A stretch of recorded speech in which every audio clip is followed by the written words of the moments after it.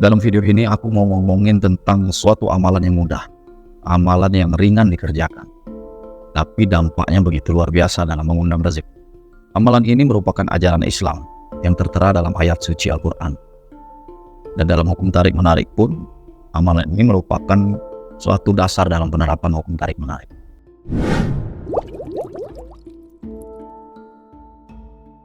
Assalamualaikum warahmatullahi wabarakatuh. Alhamdulillah. Segala puji bagi Allah, Tuhan semesta alam. Dalam perjalanan hidup ini teman-teman, kita selalu diperjalankan, kita akan selalu dihadapi dengan tantangan dan begitu banyak cobaan. Tapi sadarilah, dari berbagai macam tantangan dan cobaan itu, Allah masih senantiasa memberi kita nikmat dan rezeki yang begitu luar biasa. Rezeki yang begitu besar. Dan tentunya jumlahnya tidak terhitung.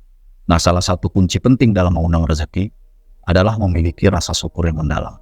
Di ayat suci Al-Quran, Quran surat Ibrahim ayat 7, di situ Allah berfirman, "Dan ingatlah ketika Tuhanmu memaklumkan, jika kamu bersyukur, niscaya aku akan menambahkan nikmat padamu.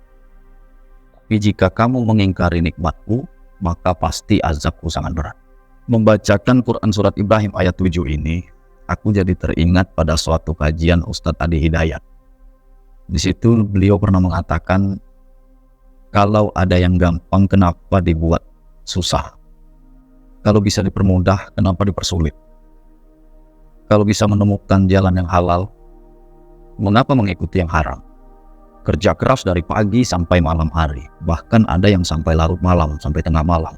Keesokan harinya, bangun kesiangan, buru-buru lagi ke kantor, buru-buru lagi ke tempat usaha.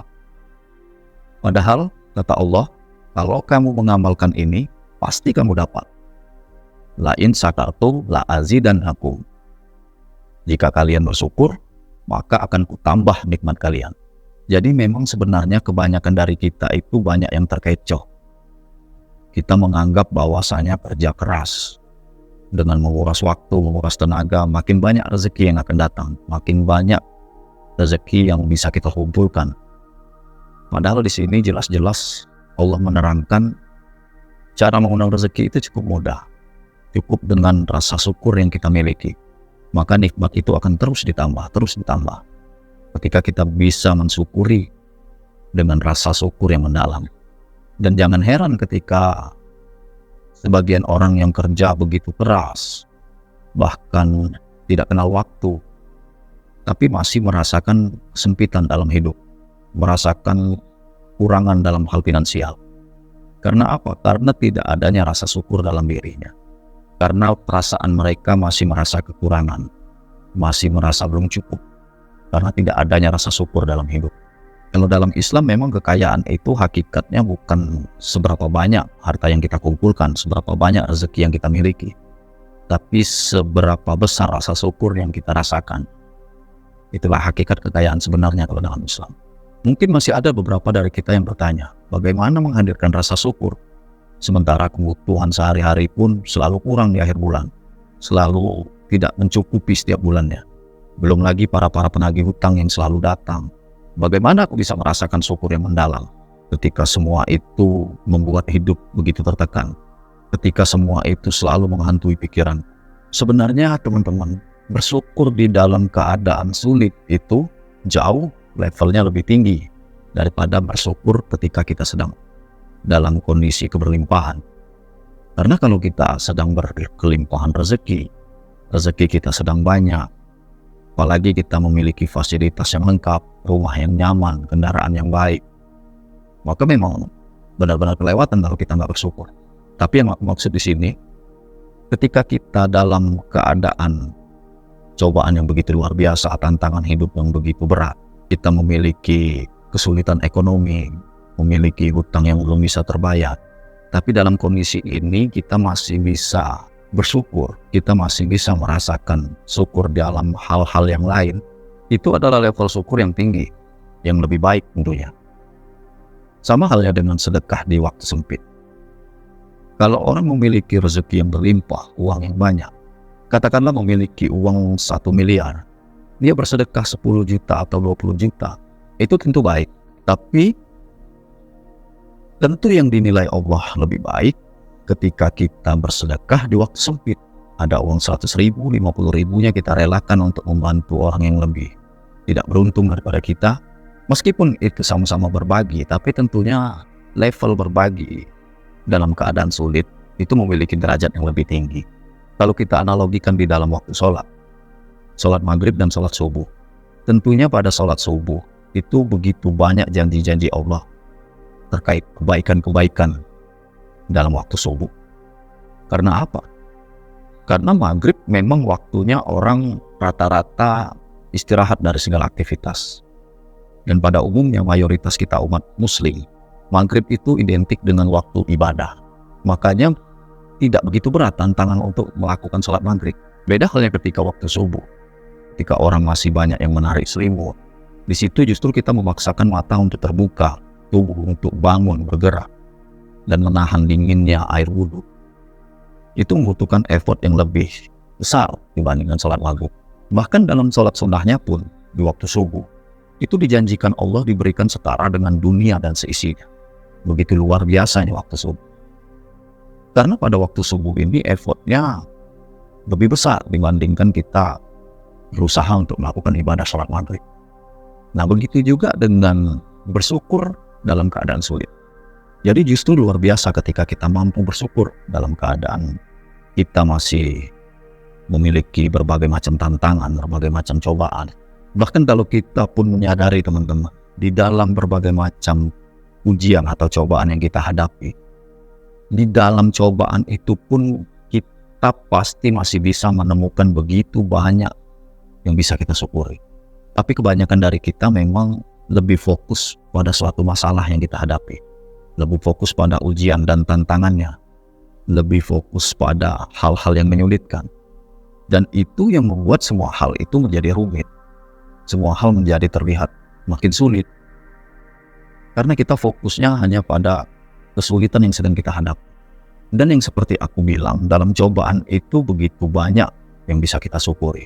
Misalnya pada hutang, kebanyakan dari kita fokus dengan sulitnya kita membayar hutang itu. Kita fokus dengan rasa-rasa cemas, kekhawatiran, akankah ada uang untuk membayarnya. Kita fokus hanya pada waktu yang tersisa, tinggal berapa hari lagi jatuh tempo. Kita fokus pada orang yang mengutangi, rasa kekhawatiran ketika dia menghubungi, ketika dia datang ke rumah. Padahal semestinya kita menyadari, di dalam hutang ini pun masih banyak hal yang bisa kita syukur. Kita bersyukur tidak ada kekerasan, tidak ada hal-hal yang buruk terjadi ketika orang yang menghutangi kita datang. Kita bersyukur masih dikasih kesempatan, tidak langsung serta-merta semua hal yang kita miliki disita habis. Nah, hal-hal yang semacam ini seringkali luput dari kesadaran kita. Kita lebih fokus pada hal-hal yang menakutkan, mengkhawatirkan, yang justru itu membuat diri kita makin terpuruk, yang membuat diri kita makin memiliki perasaan yang negatif. Jadi kembali lagi pada ayat suci Al-Quran, dan begitu juga dengan nasihat Ustaz Adi Hidayat yang aku ceritakan tadi. Sebenarnya semua hal itu kita sendiri yang mempersulit. Sedangkan janji Allah begitu jelas, amalkanlah rasa syukur ini, maka pasti kamu akan dapat. Bahkan ketika kita mendapatkan apa yang kita inginkan, lalu kita mensyukuri lagi, maka akan terus ditambah, akan terus ditambah, dan terus bertambah. Dan tentunya kita sebagai umat muslim pasti meyakini hal ini. Kita pasti mengimani apa yang sudah dijanjikan oleh Allah terhadap kita sebagai umat Islam. Jadi mulai sekarang teman-teman, marilah kita latih diri kita untuk senantiasa bersyukur. Bagaimanapun kondisinya, apapun yang dihadapi, setiap permasalahan yang dihadapi, setiap ujian dan rintangan yang kita lewati, di dalamnya itu pasti masih banyak hal-hal yang bisa kita syukuri. Dan ubahlah fokus kita kepada hal-hal yang bisa kita syukuri itu. Ketika kita merasakan syukur, maka hati kita akan lapang. Dan tentu dengan kelapangan hati ini akan membuat hati kita tenang, jiwa kita damai. Yang mana ketenangan jiwa ini dapat melahirkan ide-ide untuk jalan keluar setiap permasalahan yang kita hadapi. Bahkan kita bisa mencapai pencapaian-pencapaian yang luar biasa. Ketika kita memiliki ketenangan jiwa, ketika pikiran kita sehat. Jadi dalam kerumitan setiap permasalahan, kesulitan setiap tantangan atau ujian, serta cobaan yang dihadapi, maka semua itu kita kembalikan dulu untuk fokus pada setiap hal yang bisa kita syukuri. Karena itulah dasar dari terbukanya kembali jalan-jalan menuju kemudahan. Dan tentunya dengan kemudahan itulah kita dapat menghadirkan rezeki yang melimpah dalam kehidupan kita. Maka dari itu teman-teman, untuk kita mendapatkan jalan-jalan yang otomatis terbuka di hadapan kita dalam kehidupan kita, kita mulailah dengan rasa syukur. Fokus pada hal-hal yang bisa kita syukuri dan rasakan itu dengan rasa yang mendalam. Ketika itu sudah istiqomah kita lakukan, ketika itu sudah mendarah daging dalam kehidupan kita, maka percayalah, rasakanlah bedanya. Begitu banyak jalan akan terbuka. Kita akan merasakan begitu banyak kemudahan-kemudahan yang hadir. Kita akan takjub dengan keajaiban-keajaiban yang selalu terus bertambah sesuai janji Allah dalam firman. Jadi sekian dulu video mengenai rasa syukur. Harapannya dari video ini menebar inspirasi ke banyak orang agar kita lebih banyak bersyukur, agar kita makin menyadari bahwasanya masih banyak hal yang bisa kita syukuri. Begitu banyak nikmat dan rezeki yang Tuhan berikan. Meskipun di dalamnya kita melewati berbagai macam rintangan, berbagai macam ujian.